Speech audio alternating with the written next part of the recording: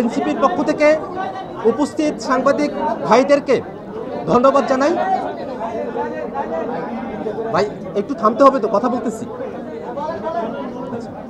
জাতীয় নাগরিক পার্টি এনসিপির পক্ষ থেকে উপস্থিত সাংবাদিক ভাই বোনদের ধন্যবাদ জানাই।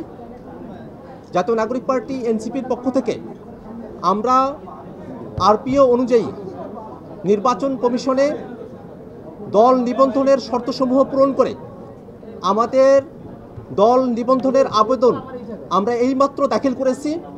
নির্বাচন কমিশনের কর্মকর্তাগণ আমাদের আবেদন তারা রিসিভ করেছেন, আমাদেরকে রিসিভ কপি তারা দিয়েছেন এবং একটি দল নিবন্ধনের জন্য যে শর্তগুলো প্রয়োজন হয় সেই শর্তগুলো পূরণ করে আমাদের মূল আবেদনের সঙ্গে যে সংযুক্তিগুলো আছে সেই সংযুক্তিগুলো নিয়ে আমাদের অন্যান্য নেতৃবৃন্দ তারা পথে আছেন, তারা আসছেন। আমরা সেই অন্যান্য যে ডকুমেন্টসগুলো আছে সম্পূর্ণ ডকুমেন্টসগুলো আমরা এখানে সাবমিট করব।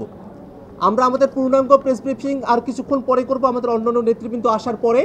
আমরা শুধুমাত্র একটা জিনিস আপনাদেরকে জানাতে চাই যে জাতীয় নাগরিক পার্টি এনসিপি জনগণের দল হিসেবে, জনগণের পক্ষের শক্তি হিসেবে অভ্যুত্থানকে ধারণ করে বাংলাদেশে যে নতুন রাজনীতি চর্চা করতে চেয়েছে সেই রাজনীতির ডাকে সাড়া দিয়ে সারা দেশের মানুষের এনসিপির সঙ্গে যুক্ত হয়েছেন। তাদের সকলের সদস্য ফর্মগুলো, আমাদের কমিটিগুলো, সম্পূর্ণ ডকুমেন্টস আমরা আজকে জাতীয় নাগরিক পার্টির পক্ষ থেকে নির্বাচন কমিশনে এগুলো আমরা দাখিল করছি।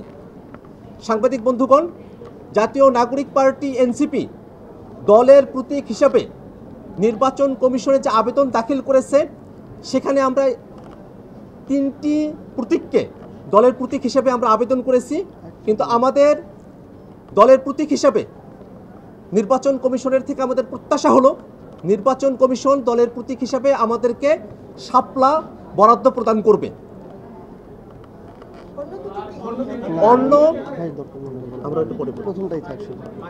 দলের প্রতীক হিসাবে আমরা শাপলা চেয়েছি।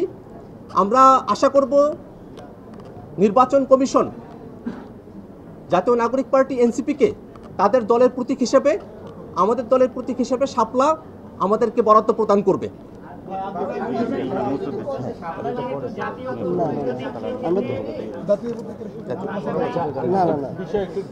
সাংবাদিক বন্ধুরা,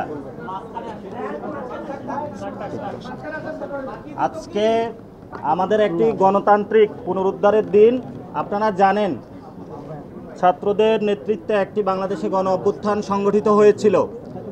আমাদের সামনে একটি চ্যালেঞ্জ দেওয়া হয়েছিল ব্যালট রেগুলেশনের। আমরা এই প্রস্তুতির জন্য আজকে দেশবাসীর সামনে দেখাচ্ছি আমরা নির্বাচন যে সাংবিধানিক প্রতিষ্ঠান রয়েছে তাতে আমরা দরখাস্ত করেছি। পার্লামেন্ট এখন খালি রয়েছে। এই পার্লামেন্টে আগামীতে সংস্কার বা ঐক্যমত কমিশনের 400 আসনের মধ্যে 300 আসন এনসিপির ঘরে থাকবে ইনশাল্লাহ, এবং এইবারই এনসিপি পার্লামেন্টে জাতীয় সরকার গঠন করবে, যার মধ্য দিয়ে গণ অভ্যুত্থানের সংস্কার, গণপরিষদের যেসব কার্যাবলী রয়েছে সে সকল কার্যাবলী জনগণের ম্যান্ডেট নিয়ে ব্যালট রেগুলেশনের মাধ্যমে ইনশাল্লাহ বাংলাদেশে সম্পন্ন করবে। আমরা আমাদের দলীয় প্রতীকের ক্ষেত্রে শাপলাকে প্রাথমিক দিয়েছি এবং সেখানে কতগুলো কোশ্চেন এসেছে যে আমাদের প্রতীক কি, আমরা নিবন্ধন আজকে কেন দিলাম। আপনারা জানেন আমরা স্বল্প সময়ে দল গঠন করতে পেরেছি এবং সারা বাংলাদেশে কথা বলেছি, কিন্তু আপনাদের মাধ্যমে দেশবাসীকে জানাতে চাচ্ছি আমরা অনেক জায়গায় আমরা অফিস নিতে গিয়েছি, সেখানে আমাদের অফিস নিতে বাধা দেওয়া হয়েছে। অনেক জায়গায় আমরা কমিটি গঠন করতে গিয়েছি, সেখানে ছল ছাতুরির আশ্রয় নেওয়া হয়েছে। বিভিন্ন দল তাদের দলীয় এজেন্ট বিভিন্নভাবে আমাদের মধ্যে ঢুকিয়ে তারপরে তাদেরকে আবার এই পদত্যাগ করিয়েছে। এই হলো বাংলাদেশের রাজনৈতিক কালচার।